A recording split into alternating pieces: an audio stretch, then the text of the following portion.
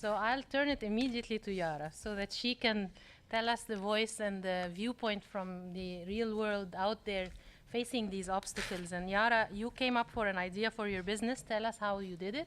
What were your obstacles? And what has the WeMENA competition meant for you? And how do you see the future of your work, taking into account the realities that Hafiz just outlined for working in MENA and in Egypt in particular? So good afternoon, everyone. I started the business Upfuse when I was graduating from university. I graduated from the German university in Cairo. We started it when we were in Berlin, in Germany. And we wanted to create an impact in our society. We wanted to create job opportunities, and we also wanted to have an environmental impact, because we can see that our beautiful city is not as clean as it should be. We didn't think of us being women starting a business in a younger age, like 21. I didn't think of that. And still I'm not thinking actually of being a woman or a man or anything. I am someone who's doing business. And this is maybe the first step that could make me eliminate the issues and the difficulties that really women in my region are facing. To think that I'm not a woman, or at least to think that I'm not being discriminated. Referring to what made me dance under the shower is when I actually won the WeMENA competition. It was the first competition that Upfuse actually wins.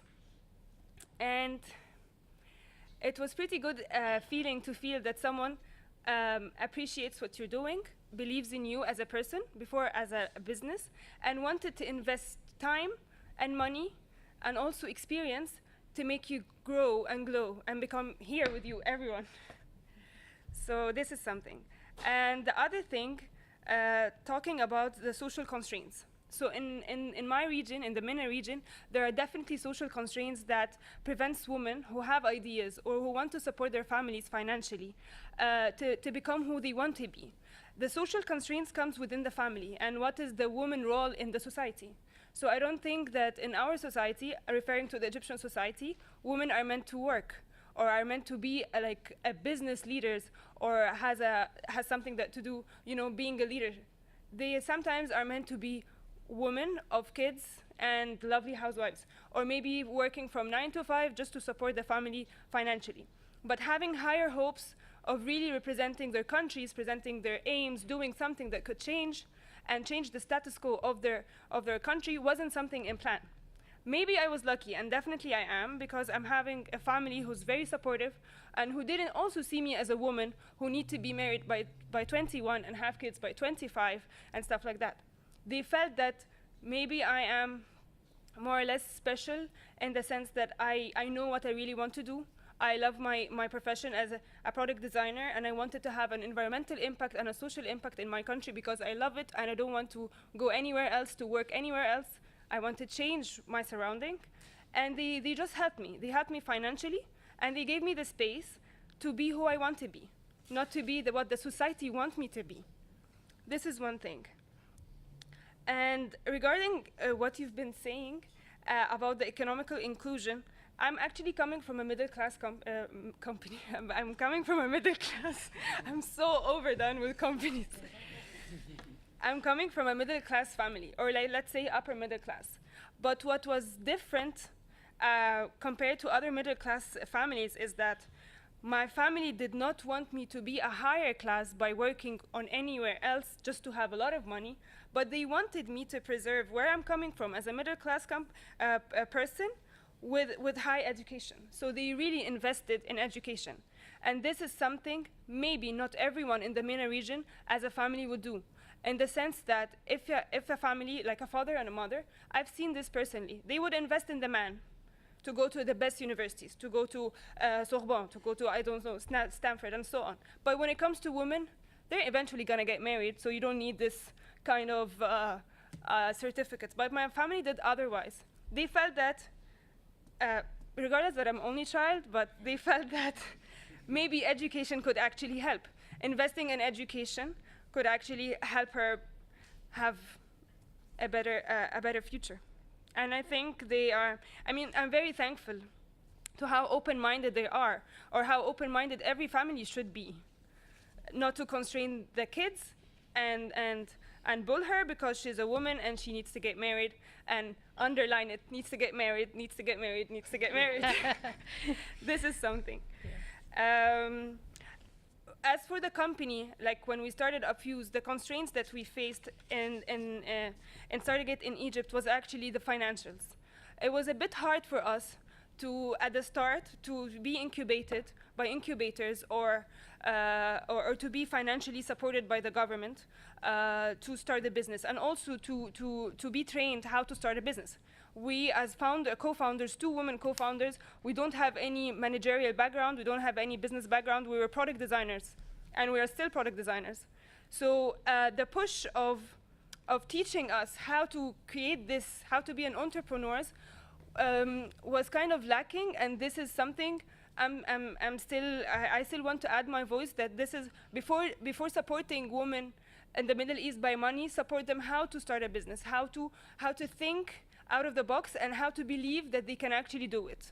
Because believing in actually doing it and giving the know-how of doing it is one step, and then the money would definitely come. And this is exactly what happened to me when I won the WeMina. Another thing which is a bit, was a struggle for us, is that we had to ask for international support. So to have the know-how, I had to travel to Europe, to Germany again, so I can know how to start a social business. Because social business is also new, and it was somehow a little bit annoying that you need to travel so you can create an impact back home. So yeah, that's actually my simple story of 4 years of being a woman entrepreneur in the Middle East.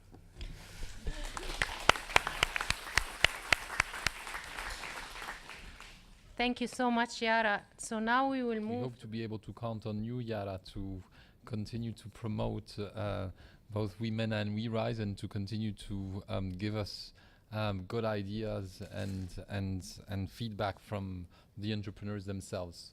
Do you want to close this session? That's a responsibility to close it. You had many today, so here you are.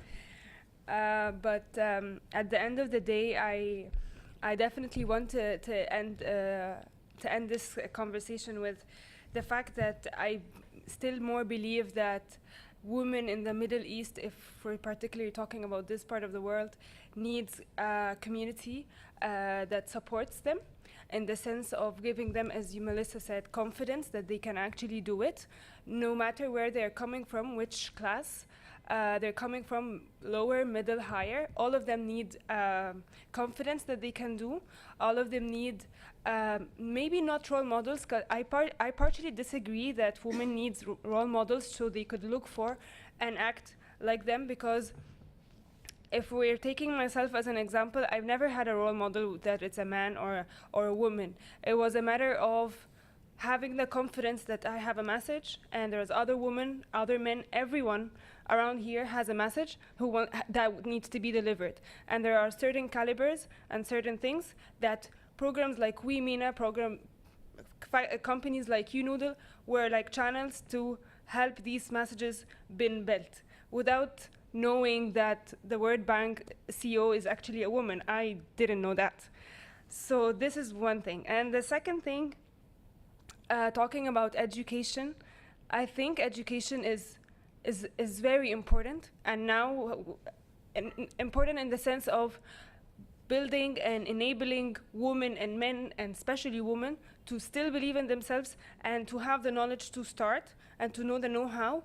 And maybe I was very privileged to have good education, but also I think from where we're standing, there could be alternative education that could help women and tackling the lower class women. Back home, there are a lot of women who produce stuff, and they have products and they have services, but they've never been framed as entrepreneurs because they don't know how to speak up, how to come here and talk about their businesses. And maybe at some point, the World Bank and other institutions can actually help these women become someone, or let's say have an effective role in the economy.